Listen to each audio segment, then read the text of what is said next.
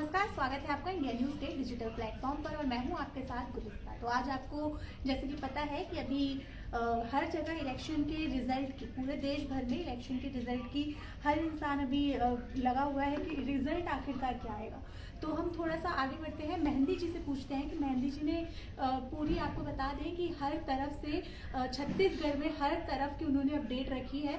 Election के जब election का वक्त चल रहा था उससे पहले से लेकर अब तक छत्तीसगढ़ में कैसे राज्य किस राज्य का साम्राज्य होगा, इसमें पूरा रिसर्च करके मेहंदी जी आएंगे। तो मेहंदी आप बताइए कि छत्तीसगढ़ में आपको क्या लगता है कि छत्तीसगढ़ में कौन आगे बढ़ रहा है? तो देखिए, जैसे 90 सीटों की बात करें, इलेक्शन जो चुनाव है, मतदान है, वो 90 सीटों पर हुए छत्तीसगढ़ की। लेकिन जब आज वोटिंग में काउंटिंग शुरू हुई वोटिंग की, तो सबसे पहले कांग्रेस आगे नजर आ रही थी कि कांग्रेस हो सकता है सरकार बना सकती है। लेकिन अभी पिछले आधे घंटे में छत्तीसगढ़ में पूरा उलटफेर ही हो गया। जो पूरा सियासी वहां पे समीकरण बन रहे थे वो पूरे चेंज होते हुए नजर आ रहे हैं, क्योंकि अचानक अब बीजेपी आगे नजर होती हुई आ रही है छत्तीसगढ़ में। हो सकता है कि भूपेश बघेल इस बार हार कर और बीजेपी सरकार बना ले। भूपेश बघेल के जो मुख्य 7 नेता हैं छत्तीसगढ़ के, वो इस समय पीछे चल रहे हैं, जो कि बड़े नेता माने जाते हैं छत्तीसगढ़ में। तो ऐसा हो सकता है कि इस बार एक ऐसा उलटफेर सा हो जाए और छत्तीसगढ़ में भूपेश बघेल को हार का सामना देखना पड़े। और राहुल गांधी ने जो भी चुनावी प्रचार किए या फिर कांग्रेस पार्टी ने जितने चुनावी प्रचार किए, उसमें हार का मुंह उन्हें देखना पड़ सकता है। लेकिन वही है, कांटे की टक्कर है। बीजेपी वर्सेस कांग्रेस बहुत ही खतरनाक तरीके से हो रहा है छत्तीसगढ़ में। देखना दिलचस्प होगा कि देखते हैं कि अब आगे क्या होता है। लेकिन राजस्थान पर आप पढ़ रही हैं राजस्थान के बारे में, क्या कुछ हो रहा है इलेक्शंस में? पकड़ है आपकी राजस्थान पर, तो राजस्थान के बारे में आपको क्या लग रहा है? मेहंदी गुलिस्ता, मैं सुबह से राजस्थान की काउंटिंग देख रही हूँ। तो स्टार्टिंग में तो था कि कांग्रेस आगे चल रही है, लेकिन अब एकदम से वो कहते हैं ना, गेम पलट जाने वाला सीन।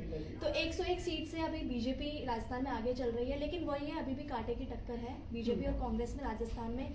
लेकिन जहां तक हम लोग देखते आ रहे हैं कि शुरू से हम लोग देख रहे हैं, इलेक्शन पर हमारी पूरी कवरेज है, तो कहने को लोग भी कह रहे हैं कि इस बार जो 4 साल की जो प्रथा है वो टूटेगी और कांग्रेस दोबारा आएगी। तो कहीं ना कहीं ये भी है कि कांग्रेस शायद से दोबारा आ जाए, क्योंकि गहलोत ने इतनी सारी स्कीमें निकाली, ठीक है, महिलाओं को लेकर काफी उसने स्कीमें निकाली है। प्रियंका गांधी की जिस तरह दौरे रहे वहाँ पे, और कहीं ना कहीं सचिन पायलट की भी जो पकड़ रही, दौरे कई अच्छे अच्छे नेताओं ने दौरे करे, तो लग तो इस तरीके से रहा है कि शायद कांग्रेस का इस बार दोबारा सत्ता पे राज हो राजस्थान में। अब वही है कि अभी तो कांटे की टक्कर चल रही है दोनों के बीच। बाकी आपका क्या अभी चल रहा है? एमपी आप लोगों से कवर कर रहे थे, एमपी का क्या हाल है इस टाइम? जी हाँ, मैं आपको बता दूं कि एमपी में एग्जिट पोल के मुताबिक बीजेपी जो है मध्य प्रदेश में 140 से 162 वोट उनको मिल सकते हैं।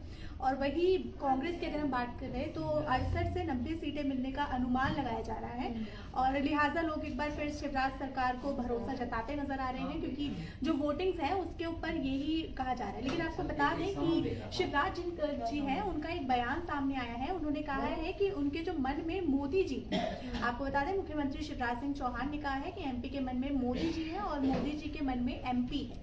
उनके प्रति असीम श्रद्धा और अगाध विश्वास है। अब मोदी जी है या नहीं है ये तो अब पूरी सरकार ही बताएगी। लेकिन अब मेरा एक सवाल है छत्तीसगढ़ से कि छत्तीसगढ़ में आपको क्या लगता है कि जो वोट बैंक है वो ज्यादा महिलाओं की तरफ जा रहा है या ज्यादा पुरुषों की तरफ? क्योंकि महिला सशक्तिकरण का जो ये चल रहा है, ये ज्यादातर मुझे छत्तीसगढ़ एमपी की तरफ ही ज्यादा दिख रहा है। तो आपको क्या लगता है कि इसमें किसकी तरफ ज्यादा वोट बैंक चल रहा है? देखिए, इस बार मुझे लगता है कि योजनाओं को लेकर जनता भी वोट कर रही है कि कौन सी पार्टी कौन सी योजना हमारे लिए लेके आती है, तो उसको देखते हुए भी जनता वोट करने वाली है। अगर हम एमपी की बात करें तो जैसे शिवराज सिंह चौहान ने इस बार कई प्रोजेक्ट्स पे बात किया, उन्होंने महिला योजना के बारे में बात की। तो एक लाडली योजना भी है एमपी में जो शिवराज सिंह चौहान ने शुरू की। तो इनको लेकर महिलाओं को टारगेट करके जो इस बार योजनाएं बनी है ना, तो उसका फायदा हो सकता है कि बीजेपी को मिले। महिलाओं का वोट बीजेपी को हो सकता है इस बार फायदा हो, बिल्कुल, क्योंकि महिलाओं का वोट ऐसा होता है जो सबसे ज्यादा मायने रखा जाता है हर पार्टी में, और हर इलेक्शन के दौर पे महिलाओं को ज्यादा फोकस किया जाता है,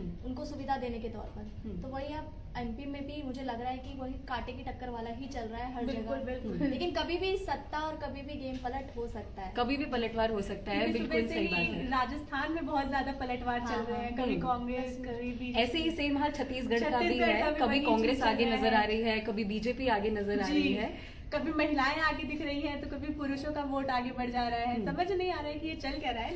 लेकिन देखिए, मुझे ऐसा लगता है कि जो शिवराज सिंह चौहान की जो एक वो है रणनीति है ना, कि योजनाओं को लेकर महिलाओं को टारगेट करके आगे बढ़ना था इस बार। जितने भी इनके दौरे हुए हैं उसमें भी इनका महिला ही मेन फोकस। हाँ, तो उसका फायदा शिवराज सिंह चौहान को हो सकता है और बीजेपी एमपी में एक बहुमत से जीत हासिल कर सकती है, मुझे ऐसा लगता है। क्योंकि अभी तक के जो आंकड़े सामने आ रहे हैं उसमें शिवराज सिंह चौहान को बढ़त तो देखी जा सकती है कि उन्हें मिल रही है बीजेपी को। वहीं अगर छत्तीसगढ़ में है तो छत्तीसगढ़ में मामला अभी फंसा हुआ है, कभी कांग्रेस आगे चल रही है, कभी बीजेपी आगे चल रही है। अभी तक का क्या अपडेट है मेहंदी? मैं एमपी बता जी, एमपी बता दीजिए। मैं पहले एमपी का आपको बता देती हूँ कि पन्ना जिले के तीनों विधानसभा में बीजेपी जो है वो काफी आगे है। गन्नौर में राजेश वर्मा 1200 उनको वोट मिले हैं और वहीं पन्ना में ब्रिजेश प्रताप सिंह 8वें राउंड में 1702 वोट आगे हैं। और पवई की अगर हम बात करें तो बीजेपी में प्रहलाद लोधी 9799 वोट से आगे हैं और मुकेश नायक लगातार पहले राउंड से ही जो है वो पीछे चल रहे हैं। अब एमपी चुनाव में जो बीजेपी है वो सबसे आगे है, बीजेपी को एक तरफा बढ़त मिल रही है और बीजेपी प्रदेश की करीब 138 सीटों पर बीजेपी आगे चल रही है, जबकि कांग्रेस थोड़ी सी पिछड़ी हुई नजर आ रही है और कांग्रेस को 51 सीट पर आगे चल रही है और एक सीट जो है वो अन्य दूसरे जो पार्टी है उनके साथ चल रही है। रुझान को देखकर भोपाल में कांग्रेस ने शटर पर ताले लगा लिए हैं और दिल्ली में बीजेपी मुख्यालय पर आज शाम 6:30 बजे पीएम मोदी पहुंचेंगे और कार्यकर्ताओं के साथ जीत का जश्न मनाएंगे। चाहे जीत किसी की भी हो, पीएम मोदी को तो जश्न मतलब शामिल होना ही है, क्योंकि एक बहुत बड़ी जीत से शामिल होगी। मध्य प्रदेश जो बहुत बड़ा राज्य माना जाता है, तो उसकी जीत के लिए तो पीएम मोदी को आना ही चाहिए, तो दिल्ली में उसकी जीत का जश्न मनाया जाएगा। अब हम छत्तीसगढ़ की तरफ आगे बढ़ते हैं कि छत्तीसगढ़ का क्या वोटिंग लाइन कैसी चल रही है, आप बताइए। छत्तीसगढ़ से पहले एक बार हम राजस्थान के बारे में जान लेते हैं कि एग्जैक्टली राजस्थान में कौन आगे चल रहा है, कौन पीछे चल रहा है, तो आप वो बता दीजिए। राजस्थान में बीजेपी 113 वोट पे है और कांग्रेस 70 वोट पे है, आ गई है। तो अब देखते हैं, कांग्रेस फिर से पीछे हो गई है। अब देखते हैं कांग्रेस आगे आती है नहीं आती। अपडेट तो अभी तक का यही है कि बीजेपी 113 वोट से आगे चल रही है। वहीं अगर मैं आपको छत्तीसगढ़ का बता दूं तो जहाँ तक मुझे लगता है छत्तीसगढ़ में अभी बीजेपी 50 वोट से आगे चल रही है। अच्छा। और क्या कहते हैं, कांग्रेस और क्या कहते हैं, बीजेपी तो अभी चल रही है 50 वोट से आगे और कांग्रेस अभी इधर 38 वोट पर है, 38 वोट पे है। बिल्कुल। तो अभी मैंने जैसे सुना है कि मैं सुन रही हूँ मैं कि आप बहुत खुश हो रही हैं कि जो अशोक गहलोत बढ़ रहे हैं, लेकिन सचिन पायलट आगे बढ़ रहे हैं, तो उसमें आपकी बहुत खुशी दिख रही है। इसका क्या राज है मैम, बताइए। सचिन पायलट को लेके मेरा ऐसा कुछ है नहीं, मेरा कुछ पॉलिटिकल वो नहीं है, लेकिन एक होता है कि सचिन पायलट का काम है राजस्थान में और गहलोत का भी काम है। गहलोत की इतनी सारी स्कीम्स हैं, तो दोनों ही। तो आपको क्या लगता है कि राजस्थान की जो सरकार, वहाँ की जो जनता है, मतदाता है, उनके जो वोट बैंक है वो ज्यादा इसी वजह से, उनकी स्कीम्स की वजह से ही हाँ, मेन मुद्दा स्कीम्स ही है। राजस्थान में भी जितनी स्कीम्स निकाली गई, इसी वजह से मुझे लग रहा है कि राजस्थान में इस बार शायद कांग्रेस दोबारा आ सकती है।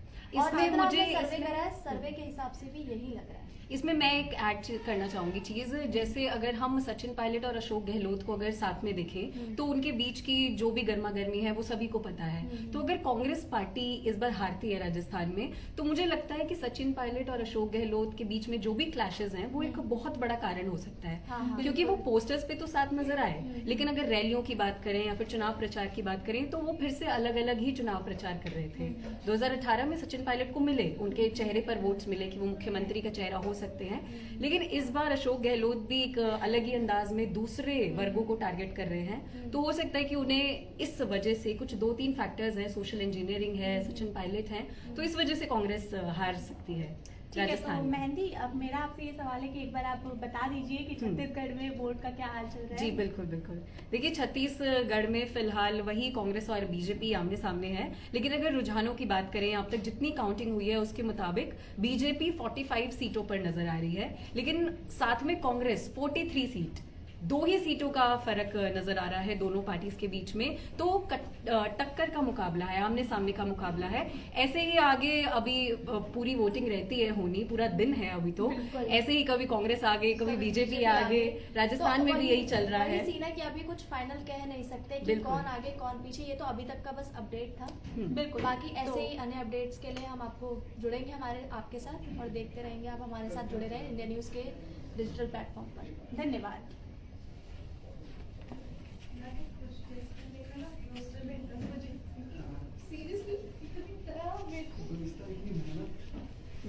इस तरह अरे लाइट